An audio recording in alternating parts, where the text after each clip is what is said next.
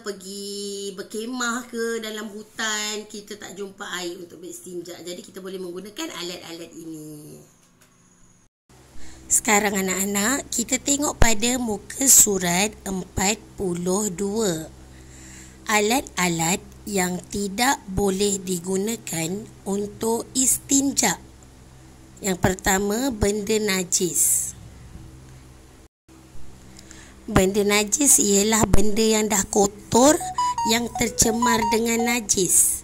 Kita tidak boleh guna untuk beristinja. Yang kedua, semua jenis makanan. Baik makanan yang kita gunakan, kita tak boleh guna untuk istinja ya anak-anak. Macam roti ke, kentang, walaupun macam benda yang keras, tapi kita tidak boleh guna untuk istinja, sebab istinja tidak boleh digunakan.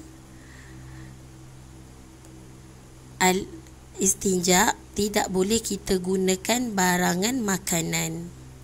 Seterusnya, tulang. Kenapa tulang kita tidak boleh gunakan untuk beristinja? Padahal tulang adalah benda yang kesat.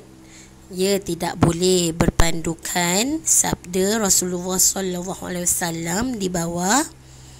Kita tidak boleh beristinja dengan tulang kerana sesungguhnya ia adalah makanan daripada bangsa jin. Tulang itu adalah makanan makhluk Allah juga, iaitu jin. Jadi kita tidak boleh beristinja dengan menggunakan tulang. Seterusnya, benda yang tajam dan membahayakan tubuh badan. Memang tak bolehlah kita nak beristinja dengan benda yang tajam. Contoh gunting, pisau. Sebab apa? Nanti boleh membahayakan kulit badan kita, boleh mencederakan diri kita. Dan yang terakhir, benda yang terdapat ayat Al-Quran atau hadis Nabi SAW.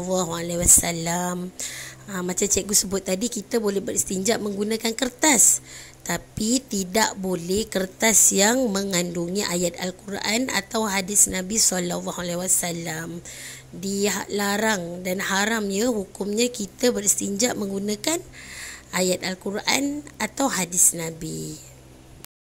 Anak-anak, begitulah 5 jenis alat-alat yang tidak boleh digunakan untuk istinja. Okey, mari kita baca maksud daripada sabda Rasulullah SAW di bawah muka surat 42. Janganlah kamu beristinja dengan kotoran haiwan dan tulang, kerana sesungguhnya ia adalah makanan saudaramu dari bangsa jin. Baik, tadi kita ada baca ya, alat-alat yang tidak boleh digunakan untuk istinja. Ada antaranya ialah benda najis dan tulang. Okay, kerana benda najis tu dah tentu benda kotor. Macam mana kita nak basuh benda kotor, iaitu kotoran daripada kita buang air besar dan air kecil tadi dengan menggunakan najis, benda kotor yang lain? Mestilah lagi tak bersih kan? Jadi dilarang beristinja menggunakan benda yang bernajis ataupun najis haiwan ataupun tulang haiwan, kerana tulang haiwan itu adalah makanan bagi golongan dan bangsa jin. Okey, awak tahu cikgu ulang semula istinja ni apa? Istinja ni ialah kita membersihkan kemaluan depan dan belakang, iaitu kubur dan dubur, selepas kita membuang air besar dan air kecil. Contoh kalau mak-mak kita cakap, dah cebok bersih ke belum? Itulah makna istinja. Okey, jadi istinja ni bukan saja kita boleh membersihkan menggunakan air. Sebaiknya kalau ada air kat rumah, anak-anak gunalah air. Tapi kalau tak ada air kat rumah, boleh menggunakan alat-alat istinja yang lain seperti yang cikgu telah ajar tadi. Ataupun bila anak-anak buat camping, masuk hutan, tak jumpa air, bolehlah menggunakan alat-alat tadi yang telah cikgu ajar. Seperti daun, batu, dahan kayu. Tapi dilarang menggunakan alat-alat istinja yang tidak boleh lah.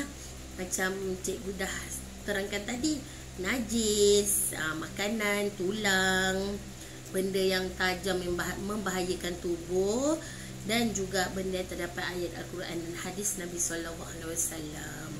Okey, jangan lupa buat kerja sekolah pada muka surat 43 dan 44. Jumpa lagi dalam topik akan datang.